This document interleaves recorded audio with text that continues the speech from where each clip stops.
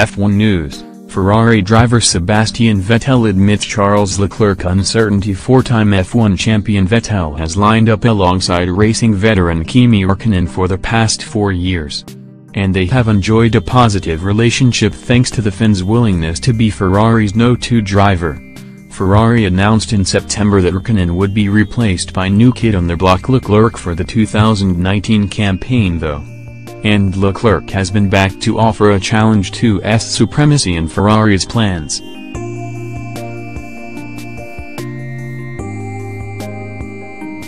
Vettel has now admitted he is unsure about how things will pan out between himself and the 21-year-old. "I do not know that yet," Vettel told, when asked if his relationship with Leclerc will be harmonious. "The harmony between me and Kimi meant that we did not have unnecessary banter. We have always left each other the necessary space, and thus spare the team unnecessary worries. Everyone is different, and how Charles and I will tick together will become apparent. But he is a well-bred boy, and Ferrari is a huge chance for him."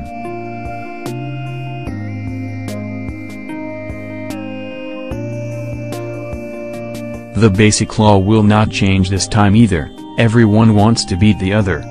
Vettel has followed in the footsteps of compatriot by driving for Ferrari. And he admits he wishes he could chat to his old friend, who suffered life-changing injuries in a 2013 skiing accident. "Yes, that still applies," Vettel said, when asked if he misses Schumacher. "Michael spent many years in Maranello and his spirit keeps hovering over the team. With Michael I would now speak the language of the driver and not the technician.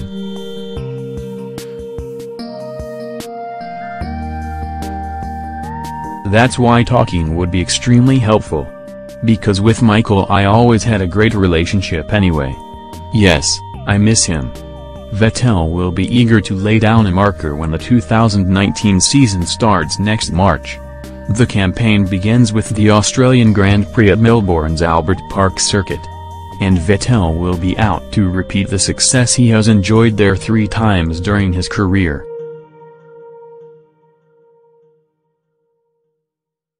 Next news: Daniel Ricciardo admits to outbursts after shocking final season at Red Bull. Daniel Ricciardo has revealed the moment when he put his fist through the wall after another retirement in Austin, Texas was not a once-off in 2018.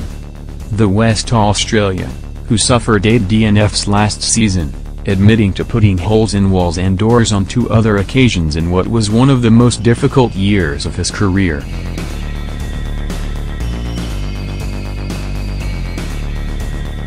As well as the infamous moment at the Circuit of the Americas in October, revealed by team principal Christian Horner after the race. Ricciardo also put his elbows through his door in Melbourne and his knee through the door in Bahrain as he suffered a frustrating start to the season.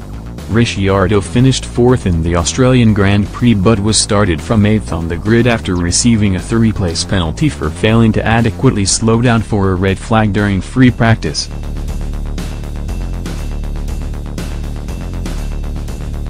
Then, in the following race in Bahrain and geared up to make amends, his car suffered electrical failure as both Red Bull were forced to retire. It all started in Melbourne, before the season even started, Ricciardo said in an interview with Max Verstappen in Red Bull's On the Sofa.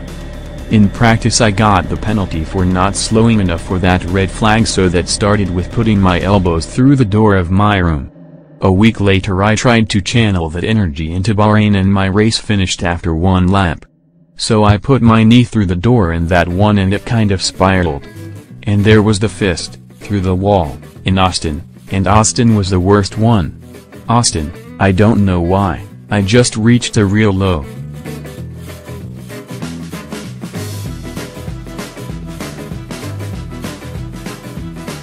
Next news: why Schumacher was the best I ever worked with. Pat Symonds. Pat Symonds race engineered Michael Schumacher to his first 2 Formula One World Championships. But what made the 7-time champ so special both in and out of the cockpit? In this video, F1 racing editor Ben Anderson is joined by associate editor James Roberts to discuss with Symonds, who is now F1's chief technical officer, the lasting impact and legacy that Michael left on the sport.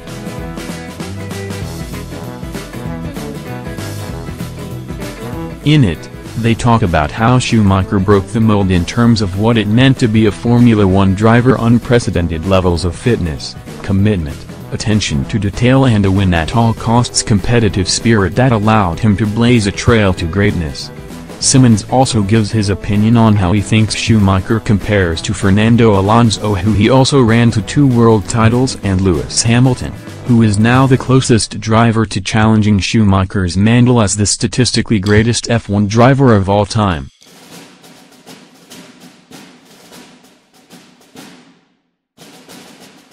As well as Simmons' insights, Roberts talks about his experience at the Schumacher Museum in Cologne, featuring cars from his private collection, which he toured along with Michael's legendary Ferrari team boss, Luca di Montezemolo.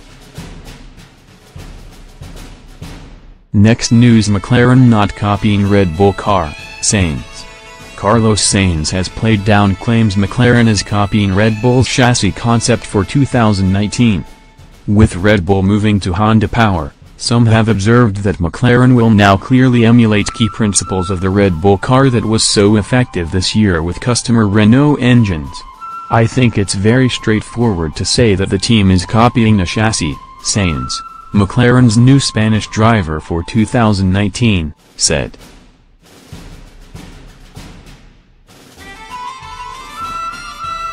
I'm sure there are ideas from all the teams that McLaren has looked at, but that happens in Formula One and in all the categories that I have raced in. However, the Spaniard, who moves from the Works Renault team, said he is sure McLaren will get the same chance to shine with Renault customer power. The engine is the same, and when I tested that car I could prove that it is the same as is in the Renault. So that doesn't bother me, said Sainz.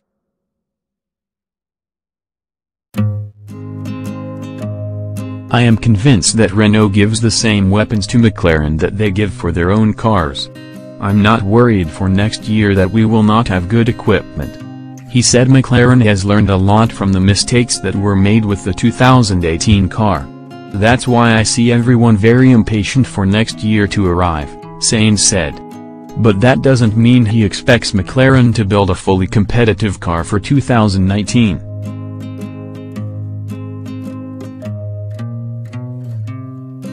Competitive car? It depends on what you call competitive, said Sainz. If you call competitive fighting for a world championship, I think as Formula One is today it's very early even for podiums. But if a competitive car means trying to lead the middle zone, I think that is the goal that McLaren has set. It doesn't mean we will do it next year, but it is a goal and I think it is realistic, he added. I will try not to be far away from that. Thank you for videos.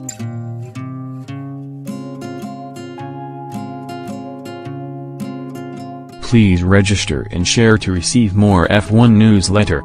Remember to notice.